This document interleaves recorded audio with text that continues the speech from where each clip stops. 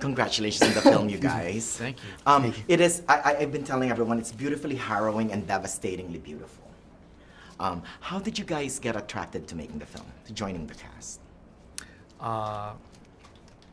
Boy, I mean, specifically, I was contacted by my agent and was given the source material, Tweak and Beautiful Boy, the books by Nic and David Sheff, and I read the script and I read the books and was intrigued. I think it's obviously a very timely sort of story to tell, and then I met Timmy.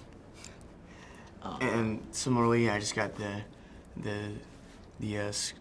script and the book sent to me, and then there was an arduous audition process, and then met Steve in a screen test, and went from there.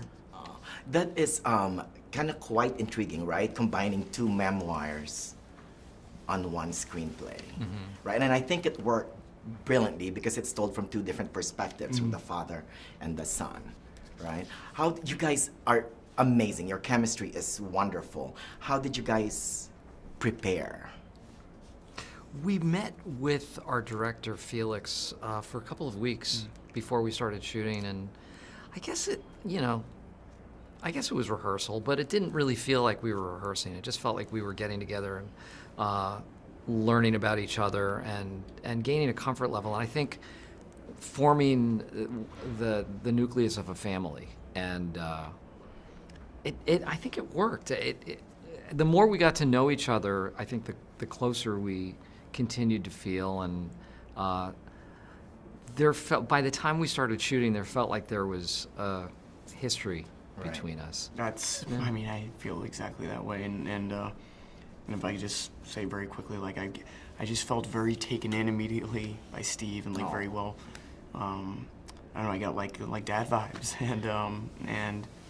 and I think that was very helpful for both of us. And Steve's a father, and I'm a son. Was like to have the context within our own lives of what it would be for the story. Did you guys get to meet your real life counterparts? Yeah, how was that? I mean, you don't want to mimic them, right? Right. Precisely. Yeah, and neither of them wanted us to do that either, and neither of them really gave us notes on performance or what they wanted to see. Very gracious, and they were very open to whatever our interpretations would be, and I just found David to be a kind, generous, exactly what you think he is.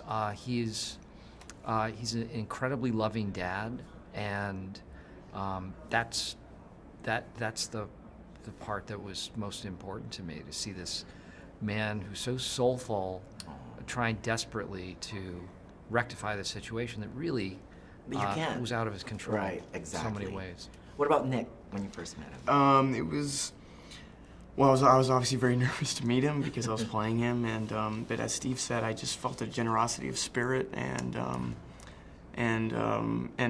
also a beautiful awareness of the challenges of movie making, and like a sixth sense I felt towards the idea already that it's like, yeah, you guys aren't, it's not, it can't be, by the laws of nature, it cannot be exactly what we went through. You're not us, but but I don't know. I think there's a thing where we almost kind of look like them in some ways, and them having seen the film, one of my favorite things that they've said is like the costumes, or Nic has said like, oh, he's like, man, I wish I could have your wardrobe from the movie. That stuff I really would have worn when I was younger.